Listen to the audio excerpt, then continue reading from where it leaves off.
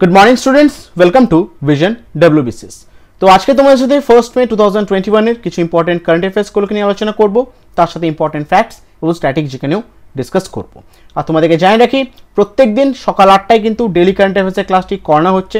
অবশ্যই তোমরা প্রত্যেক দিন সকালবেলা ক্লাসটি ফলো করার চেষ্টা করবে এবং যে সমস্ত প্রশ্ন এখানে আলোচনা করা হচ্ছে প্রত্যেকটা প্রশ্ন কিন্তু এক্সাম পয়েন্ট অফ ভিউ থেকে খুবই ইম্পর্টেন্ট।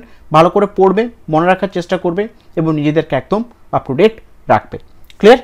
আর সকল কাছে একটা রিকোয়েস্ট থাকবে, এখনও যারা আমাদের চ্যানেলটি সাবস্ক্রাইব করনি অতি অবশ্যই চ্যানেলটি সাবস্ক্রাইব করে নিও এবং পাশে থাকা যে বেল আইকনটি আছে সেটি প্রেস করে দিও। যখনই কোনো ভিডিও আপলোড হবে চ্যানেলে তোমাদের কাছে নোটিফিকেশন চলে যাবে এবং সমস্ত ক্লাসের PDF তার সাথে নোটিফিকেশন যদি নিয়মভাবে পেতে চাও অবশ্যই তোমরা কিন্তু আমাদের টেলিগ্রাম চ্যানেলকে জয়েন করতে পারো।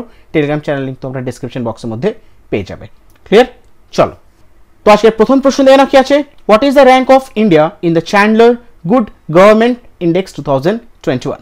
তো 2021 সালের চ্যান্ডলার গুড গভর্নমেন্ট ইন্ডেক্সের ভারতের র্যাঙ্ক কত? সঠিক উত্তরে যাবে অপশন সি, 49th। তো 2021 সালের চ্যান্ডলার গুড গভর্নমেন্ট ইন্ডেক্সের ভারতের র্যাঙ্ক হচ্ছে 49th পজিশনে। ক্লিয়ার? একটু দেখে নিয়ে ব্যাপারে, India has been placed at 49th position among 104 nation in the Chandler good government index 2021। তো 104টা দেশের মধ্যে ভারতের র্যাঙ্ক হচ্ছে 49তম এই 2021 সালের চ্যান্ডলার গুড গভর্নমেন্ট ইন্ডেক্সের অনুযায়ী।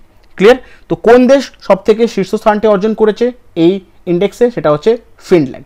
Finland has top the CGGI index 2021। তো 2021 সালে CGGI ইন্ডেক্সে কিন্তু ফিনল্যান্ড দেশ যে আছে তারা কিন্তু সব থেকে শীর্ষস্থানটি অর্জন করেছে।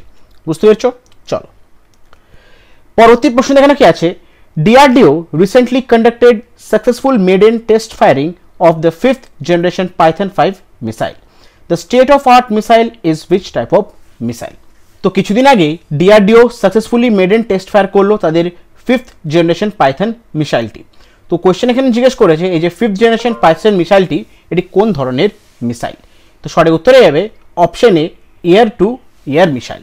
তো 5th জেনারেশন পাইথন মিসাইল যেটা হচ্ছে একটা ইয়ার টু ইয়ার মিসাইল, কিছুদিন আগে DRDO এটিকে কিন্তু সাকসেসফুলি তার মেডেন টেস্ট ফায়ার করেছে। ক্লিয়ার? তো একটু দেখে নিই ব্যাপারে, on 27th April 2021 the Defense Research and Development Organization successfully test fired the 5th generation Python 5 air-to-air missile from Tejas aircraft at Goa। তো 27 এপ্রিল 2021 সালের defence research and development organisation DRDO তারা 5th generation Python 5 air-to-air মিসাইলটি তারা successfully test fire করেছে। আর কী দিয়ে করেছে? সেটা হচ্ছে একটা এয়ারক্রাফট, সেটির নাম হচ্ছে তেজাস, যেখানে তারা এই তেজাস এয়ারক্রাফট দিয়ে গোয়াতে তারা এই সাকসেসফুলি টেস্ট ফায়ারটি তারা করেছে। বুঝতে পেরেছো? তো DRDOর ব্যাপারে একটু দেখে নিই আমরা, কবে গঠন করা হয়েছিল? 1958 সালে। জুরিডিকশন হচ্ছে ইন্ডিয়া, হেডকোয়ার্টার হচ্ছে DRDO ভবন, নিউ দিল্লি এবং চেয়ারম্যানের নাম হচ্ছে doctor G Satish Reddy. Clear? চলো, নেক্সট কোয়েশ্চেন এখানে কি আছে, which country has launch a robot prototype name as NEO-01 to clear space debris? Space debris মানে বলে দিই, যখন স্পেসে রকেট যখন স্পেসশিপ পাঠানো হয় তখন কি হয়, কিছু কিছু পার্টস সেগুলো খুলে যায়, সেগুলো কি হয় মানে স্পেসে ঘুরতে থাকে নিজে নিজেই, তো সেগুলোকে বলা হচ্ছে কি স্পেস ডার্বিস। তো কোন দেশ লঞ্চ করেছে একটা রোবট প্রোটোটাইপ যেটির নাম হচ্ছে NEO-01? আর এই প্রোটোটাইপ, এই রোবট প্রোটোটাইপটা কিন্তু স্পেসে যে সমস্ত ডার্বিসগুলো আছে সেগুলোকে ক্লিয়ার করার জন্য কিন্তু লঞ্চ করা হয়েছে। তো কোন দেশ এটাকে লঞ্চ করেছে? সঠিক উত্তরে যাবে অপশন বি, চায়না। তো কিছুদিন আগে চায়না NEO-01 বলে একটা রোবট প্রোটোটাইপ লঞ্চ করেছে আর এই রোবট প্রোটোটাইপটা কিন্তু স্পেসে যে সমস্ত ডার্বিসগুলো আছে সেগুলোকে ক্লিয়ার করার জন্য কিন্তু লঞ্চ করা হয়েছে। বুঝতে পেরেছো? তো একটু দেখে নিয়ে ব্যাপারে, the Chinese government has launch a robot prototype name NEO-01 in the earths low orbit on 27th April 2021 on it's long March 6 rocket. তো চাইনিজ গভর্নমেন্ট লঞ্চ করলো একটা নতুন রোবট প্রোটোটাইপ যেটির নাম হচ্ছে NEO-01। এটি কিন্তু লঞ্চ করা হয়েছে আর্থস লো অরবিটে। কবে লঞ্চ করা হচ্ছে? 27 এপ্রিল 2021 সালে। আর কী দিয়ে লঞ্চ করেছে? সেটা হচ্ছে লং মার্চ 6 রকেট দিয়ে কিন্তু তারা এটি লঞ্চ করেছে। বুঝতে পেরেছো? The 30 kg robot prototype has been develop by Shenzhen based space mining startup origin space. আর এটা 30 কেজি, এই রোবট প্রোটোটাইপের ওজন হচ্ছে 30 কেজি আর এটি ডেভেলপ করেছে কারা? সেটা হচ্ছে সেনাস বেস একটা স্পেস মাইনিং স্টার্টআপ যেটির নাম হচ্ছে অরিজিন স্পেস। তো অরিজিন স্পেস নামে একটা স্টার্টআপ কোম্পানি তার 30 কেজি একটা রোবট প্রোটোটাইপ তারা ডেভেলপ করেছে আর এটি কিন্তু মার্চ 6 লং রকেট দিয়ে কিন্তু এটি লঞ্চ করা হয়েছে, যাতে স্পেসে যে সমস্ত ডারবিসগুলো আছে সেগুলো কিন্তু যাতে ক্লিয়ার করা যেতে পারে। ক্লিয়ার? তো চায়নার ব্যাপারে একটু দেখে নিই আমরা। ক্যাপিটাল হচ্ছে বেজিং, অফিসিয়াল স্ক্রিপ্ট হচ্ছে সিম্পলিফাইড চাইনিজ, প্রেসিডেন্টের নাম হচ্ছে জি জিনপিং এবং কারেন্সি হচ্ছে RMB। চলো নেক্সট কোশ্চেন এখানে কি আছে, when is international dance day observe globally? তো সারা বিশ্ব জুড়ে ইন্টারন্যাশনাল ডান্স ডেটি কবে অবজার্ভ করা হয়েছে? সঠিক উত্তরে যাবে অপশন সি 29 এপ্রিল। তো প্রতি বছর 29 এপ্রিল সারা বিশ্ব জুড়ে ইন্টারন্যাশনাল ডান্স ডেটি অবজার্ভ করা হয়। একটু দেখে নিয়ে ব্যাপারে, the international dance day is observe globally on 29 April to celebrate the value and importance of dance and encourage participation and education in this art from through events and festival. তো প্রতি বছর সারা বিশ্ব জুড়ে 29 এপ্রিল সেলিব্রেট করা হয় international dance ডেটি। আর এই দিনটি পালন করার মূল উদ্দেশ্য হচ্ছে ডান্স ফর্মটাকে এনকারেজ করার জন্য এবং এর ভ্যালুটাকে গুরুত্ব দেওয়ার জন্য এই দিনটি কিন্তু প্রত্যেক বছর পালন করা হয়।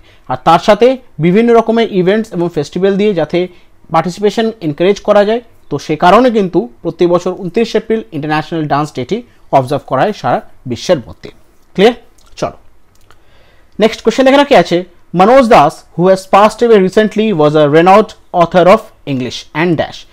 তো কিছুদিন আগে মনোজ দাস যিনি একজন অথর ছিলেন, তো উনি ইংলিশ এবং কোন ল্যাঙ্গুয়েজের অথর ছিলেন যিনি কিছুদিন আগে স্বর্গীয় লাভ করেছেন?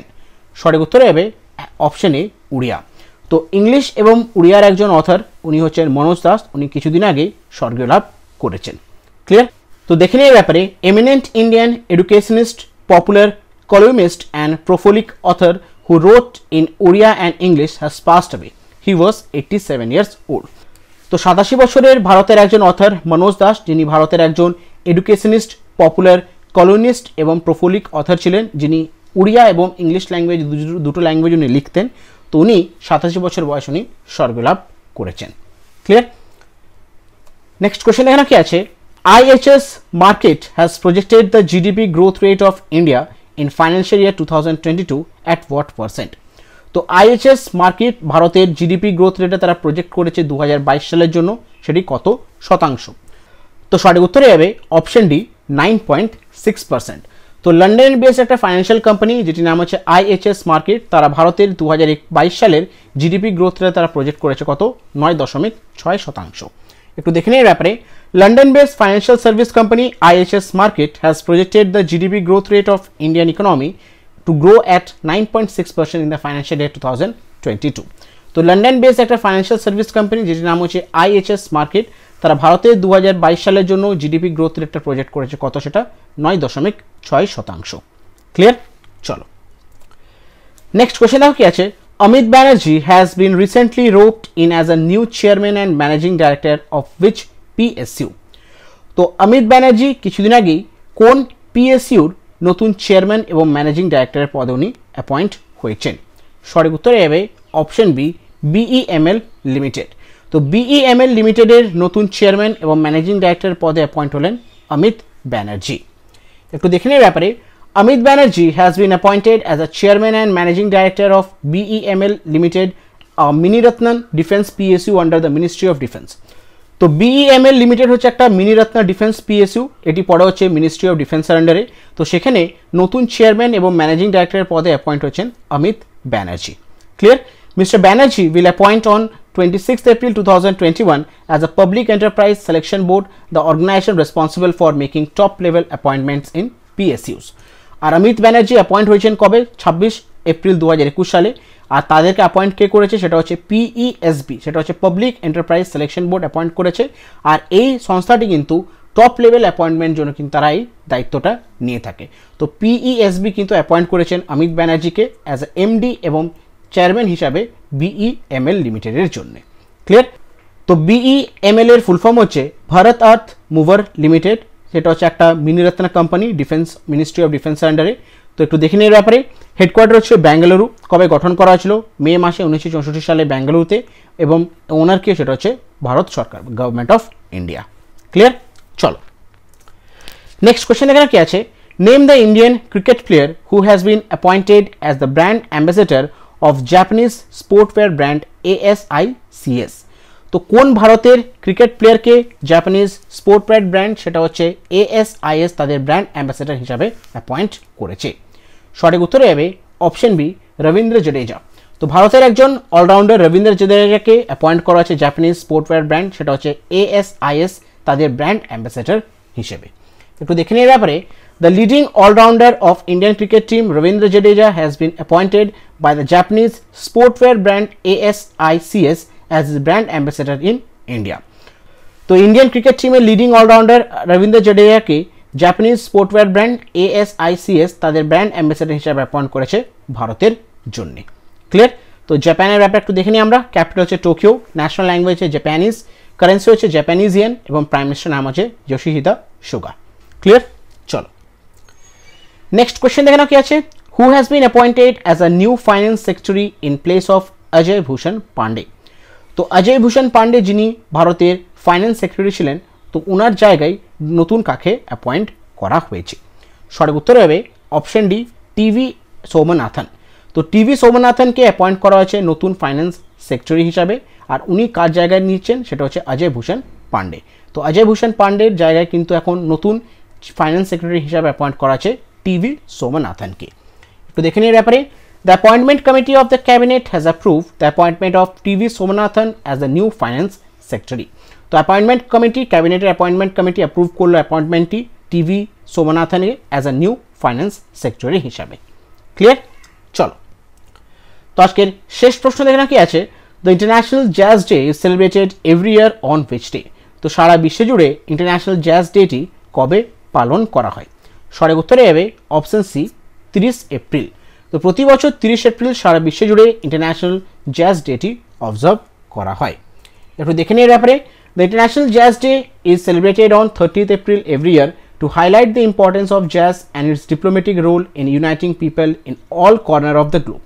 তো প্রতি বছর 30 এপ্রিল ইন্টারন্যাশনাল জ্যাজ ডেটি সেলিব্রেট করা হয়, আর এই দিনটি সেলিব্রেট করার মূল উদ্দেশ্য হচ্ছে জ্যাজের ইম্পর্টেন্সটাকে হাইলাইট করার জন্য এবং সারা পৃথিবীর মধ্যে সমস্ত প্রান্ত থেকে লোকদেরকে ইউনাইট করার জন্য কিন্তু এই দিনটি প্রতি বছর 30 এপ্রিল পালন করা হয়। This day was declared by UNESCO in 2011. The 2021 celebration marks 10th anniversary of international jazz day. আর 2011 সালে কিন্তু ইউনেস্কো প্রথমবার ডিক্লেয়ার করেছিল এই দিনটি, আর 2021 সালে ইন্টারন্যাশনাল জ্যাজ ডেটি সেলিব্রেট হচ্ছে তার 10th অ্যানিভার্সারি। ঠিক আছে, 2021 সালে 10th অ্যানিভার্সারি সেলিব্রেট করালো ইন্টারন্যাশনাল জ্যাজ ডের। বুঝতে পেরেছো? তো ইউনেস্কোর ব্যাপারে একটু দেখে নিই আমরা। হেডকোয়ার্টার হচ্ছে প্যারিস, ফ্রান্স। কবে গঠন করা হয়েছিল? 16 নভেম্বর 1945 সাল লন্ডনে। ডাইরেক্টর জেনারেল হচ্ছে অন্ড্রে আজোলে। ক্লিয়ার? তো এগুলো ছিল আজকের ইম্পর্টেন্ট কারেন্ট অ্যাফেয়ার্স কিছু, যেগুলো তোমাদের সাথে আলোচনা করলাম। আশা করছি প্রত্যেকটা কোয়েশ্চেন তোমরা বুঝতে পেরেছো। তো এরপর তোমাদের একটা ইম্পর্টেন্ট কাজ হচ্ছে, যদি পারো এগুলোকে একটু খাতায় ভালো করে নোট ডাউন করে নিও, কারণ পরবর্তীকালে যখন তোমরা খাতাটা খুলে পড়বে তোমাদের জিনিসটা বুঝতেও এবং জিনিসটা পড়তেও সুবিধা হবে। তো সে কারণে তোমাদেরকে রিকোয়েস্ট করে বলি জিনিসগুলোকে ভালো করে একবার পারলে খাতায় নোট ডাউন করে নিও। বুঝতে পেরেছো? একটা সকলকে ইম্পর্টেন্ট ইনফরমেশন দেওয়ার আছে। প্রত্যেক দিন প্রত্যেকটা ক্লাসের পিডিএফ এবং নোটিফিকেশন কিন্তু টেলিগ্রামে পোস্ট করা হয়। এখনও যারা আমাদের টেলিগ্রাম চ্যানেল জয়েন করনি তারা অতি অবশ্যই কিন্তু ডেসক্রিপশন বক্স ফলো করে টেলিগ্রাম চ্যানেলের সাথে যুক্ত হয়েছো, কারণ প্রত্যেক দিন প্রত্যেকটা ক্লাসের পিডিএফ এবং নোটিফিকেশন এবং কিছু আরও ইনফরমেশন আদার ইনফরমেশন কিন্তু এখানে শেয়ার করা হয়। বুঝতে পেরেছো? তো আজকে ক্লাসটা আমি এখানে শেষ করছি। ক্লাস যদি ভালো লেগে থাকে, ইনফরমেটিভ লেগে থাকে, সকলকে রিকোয়েস্ট করবো আমাদেরকে মোটিভেট করার জন্য ভিডিওটা লাইক করো, নিজের বন্ধু বান্ধব গ্রুপসের মধ্যে ভিডিওটা শেয়ার করো, আর এখনও যারা চ্যানেলটি সাবস্ক্রাইব করোনি অতি অবশ্যই পারলে চ্যানেলটি সাবস্ক্রাইব করে দিও এবং পাশে থাকা যে বেল আইকনটি আছে সেটি প্রেস করে দিও। যখনই কোনো ভিডিও আপলোড হয় চ্যানেলে তোমাদের কাছে নোটিফিকেশন চলে যাবে। Thank you.